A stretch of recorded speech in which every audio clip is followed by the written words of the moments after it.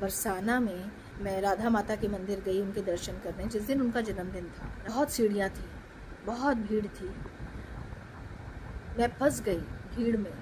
108 सीढ़ियाँ चढ़ने में फंस गई। फिर ऊपर जब हॉल आया मंदिर का तब फंस गई। मैं आगे जाके पंडित जी के साथ बैठ गई।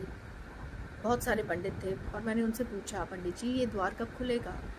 तो उन्होंने कहा कि ये बस 5-7 मिनट में खुलने वाला है। जैसे ही ये द्वार खुलेगा वैसे ही सब लोग उठ जाएंगे और भीड़ हो जाएगी, धक्का मुक्की शुरू हो जाएगी। मैं तो बहुत डर गई। तभी मैंने परमात्मा से प्रार्थना की कि हे कृष्ण जी, हे राधा माँ, अगर आप सचमुच यहाँ पर हैं और लोग आपकी पूजा करते हैं तो मुझे इतना सा भी कोई धक्का नहीं देगा।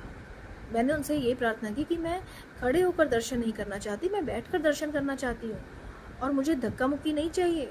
5-7 मिनट के बाद जब द्वार खुला, लोग आगे की तरफ भागे, भगवान जी के द्वार की तरफ, और मैं पीछे की तरफ भागी। लोग अभी बस उठ ही रहे थे कि रास्ता बना हुआ था मेरे लिए और मैं एकदम खड़े होकर भाग गई पीछे की तरफ। फिर मैंने वहाँ क्या देखा कि एक चबूतरा सा बना हुआ है बहुत ऊंचा, जिसके ऊपर तुलसी का पौधा भी रखा हुआ है।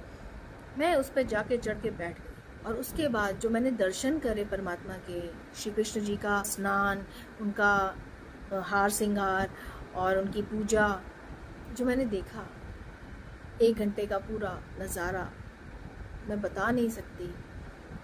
आरती उनकी, मैं खुश हो गया मेरा मन कि मुझे बिना किसी ने टच किए मैंने इतना अच्छा, और बैठकर मैंने देखा, जो जैसा मैंने मांगा वैसा मुझे मिल गया। क्योंकि परमात्मा की भोली भक्ति ही हमारे काम आती है।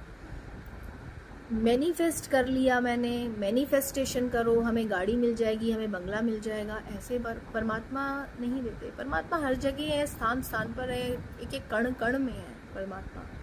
वो सुनते हैं, वो हमारी मुराद पूरी करते हैं जब वो देखते हैं कि ये बंदा बहुत प्योर है। कुछ भी मैनिफेस्ट कर लो, कुछ भी नहीं मिलेगा, क्योंकि मुझे परमात्मा ने बताया कि हम कोई बेवकूफ़ नहीं है कि तुम ऐसे बोलो कि किसी को मार दो, मैनिफेस्ट कर लो तो हम उसे मार देंगे। हम तो वो स्वाद तुझे चखाएंगे जो तू उसके लिए सोच रहा है कि उसके घर में खुशियां हैं और मेरे घर में खुशियां नहीं हैं। हम तो पहले तुझे सिखाएंगे कि तू पहले अपने आप को ठीक कर, पहले अपनी सोच को बदल। कलयुग है, इसमें जीना इतना आसान नहीं है और लोग यही हैं, मिनट मिनट में गलत सोच रहे हैं दूसरे के लिए। कैसे किसका बुरा करूं, अच्छा ये कैसे खुश कैसे हो गया, इससे ऐसे मिल कैसे गया, मैं इसे अपने से आगे नहीं बढ़ने दूंगा। लोगों के अंदर ये चीज़ें बहुत हैं, इससे पार पाना है तो लोगों से कट जाइए, मत बोलिए। कोई आके कोई ये नहीं कहेगा कि आ मेरे पास आ, बैठ और मेरे से बातें कर, कोई नहीं कहेगा। और वो कहता भी है तो इंटेंशन उनकी पहचान जाना।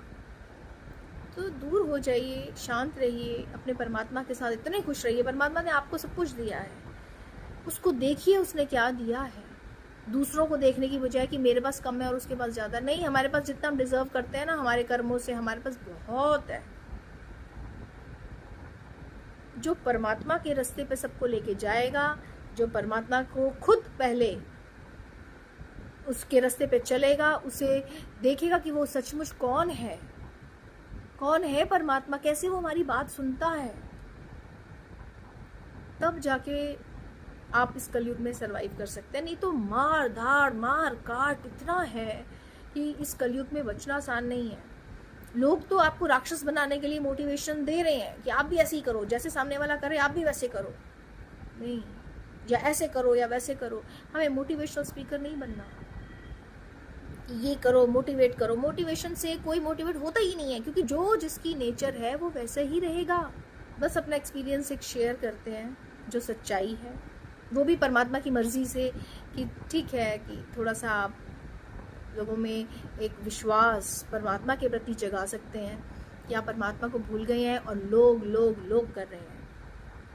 मेरे पड़ोसी, मेरे रिश्तेदार, मेरी बहन, मेरा भाई, मेरी मम्मी पापा, मेरी मासियाँ, मेरी बुआ, मेरी चाची, मेरी भाभी, मेरी ताऊ, मेरे ताई, कुछ भी नहीं है।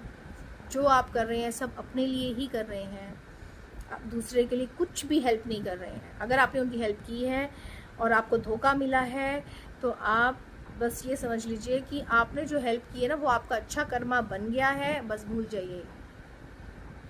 अपने माइंड को इस तरह से सेट करिए, बजाय कि ये कि अब उन्होंने धोखा दिया और हम भी धोखा दे दें। नहीं नहीं, उस धोखे की उनको सजा मिलेगी।